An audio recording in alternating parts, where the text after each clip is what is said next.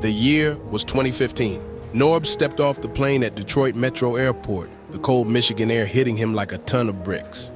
He pulled his coat tighter and headed to baggage claim, where his friend J. Rel was already waiting for him.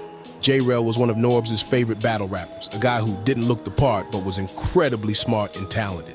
They exchanged greetings and loaded Norbes' bag into J. Rel's car, a fairly new Dodge Charger. As they drove toward the venue, Norbes tweeted that he was in Detroit for the Alpha League event that night. He immediately got a reply from Marv Warren asking if he was really going to be on Joy Road. Another fan chimed in, asking if he knew about the murder Mac on Joy Road. Norbes had no idea what they were talking about. "What the hell is a murder Mac?" he asked J. Rel. J. Rel just shook his head. "It's that McDonald's on Joy where people get killed all the time. It's one of the worst parts of Detroit, man." Norbes felt his stomach drop. He quickly called his friend X Factor, another Detroit battle rapper, who confirmed the situation. "Yeah, bro, mad people get killed over there every day," X Factor said. "I'll try to slide through to the event to have your back." Norbes cursed himself for not doing better research on the venue's location. The Alpha League organizers clearly didn't know or care that they had booked an event in the middle of a war zone. But the show must go on, he figured. He was here already. That night, J. Rel parked down the block from a worn-down club that hosted the event. As they walked inside, Norbes immediately noticed the lack of security. There was no search, no metal detectors, nothing. The battlers and their entourages just walked right in strapped up. Norbes kept his eyes peeled as he mingled and promoted the event, but things seemed calm at first. About an hour in, Norbes was hosting a battle when some trouble popped off. Two battlers' crews started talking trash and flashing money, grandstanding about whose guy would win. Then one guy pulled out a gun. Norbes saw the situation escalating quickly. Before any shots went off, he felt a strong hand grab his shoulder. It was Calicoe, a respected Detroit vet. "What the fuck you doing here?" Calicoe said urgently. He had a thick Arab girl with him. "Come on, dog, it's about to go down." Confused, Norbes followed Calicoe toward the back exit. He had known Calicoe for years and trusted him to have his best interests in mind, but he still had no idea what was really happening. Calicoe shoved Norbes through the kitchen and into the grimy bathroom, then checked all the stalls to make sure they were alone. He pressed Norbes against the tile wall and took out a small pistol with a pearl handle, holding it at his side. "You know where the fuck you at right now?" Calicoe said, a grave look in his eyes. "This ain't your territory." Norbes put his hands up, his heart pounding. "Cal, you know I'm not from out here. I didn't pick this spot." Calicoe shook his head in exasperation. For all his business savvy and street smarts, Norbes could still be naive sometimes. "Aight, we're gonna bust out the back," he said after a pause. "But first, you should know, I only got 2 bullets in this bitch." "2 bullets?" Norbes cried. "What the fuck? You just come from a shootout or something?"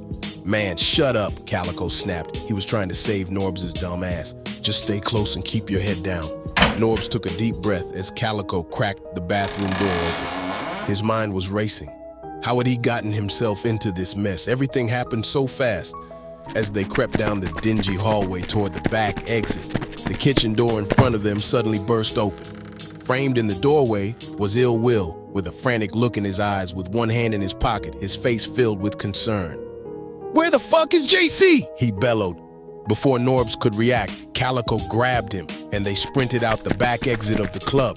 They found themselves in a grimy alley lined with overflowing dumpsters. Calicoe pressed himself against the wall, gun drawn, ready for anyone who pursued them. Norbes tried to control his breathing. He couldn't believe this was happening. After a few intense minutes with no sign of Ill Will or anyone else, Calicoe led them cautiously out of the alley. By some miracle, Calicoe's car was still there, engine idling. The Arab girl was in the driver's seat. "Get in," she yelled. Norbes dove into the back seat and they peeled out, rounding the corner just as shouts and gunshots erupted behind them. "Oh my God," Norbes gasped, fumbling for a seatbelt with trembling hands.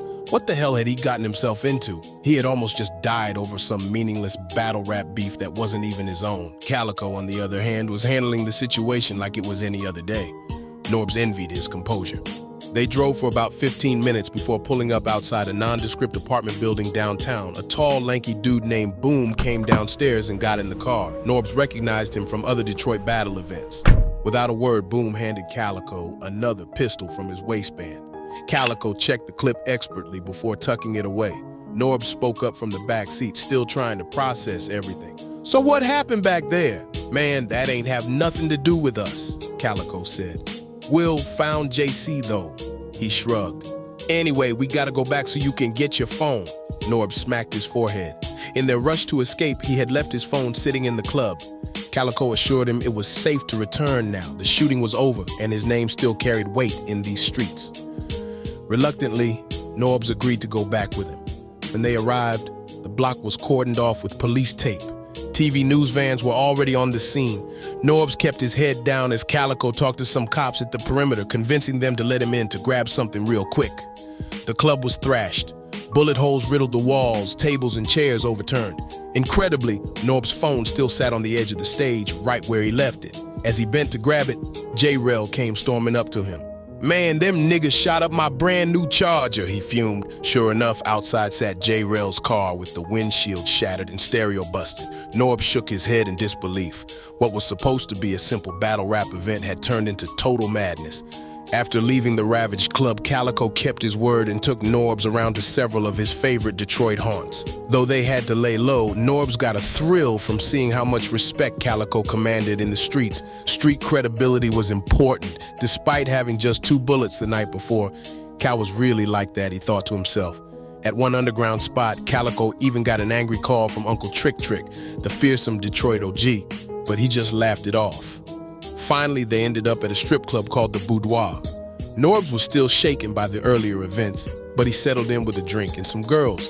Calicoe's status ensured them the VIP treatment even on a crazy night like this. As Norbes tried to relax, his phone buzzed with a text from Smack, saying he saw the news about the shootout. Norbes ignored it for now. He would have a lot of explaining to do when he got back to New York, but that was tomorrow's problem. Right now, he was just thankful to have survived one of the wildest nights of his life. I done walked in with the 357 out and walked Norbes out like a movie. Damn.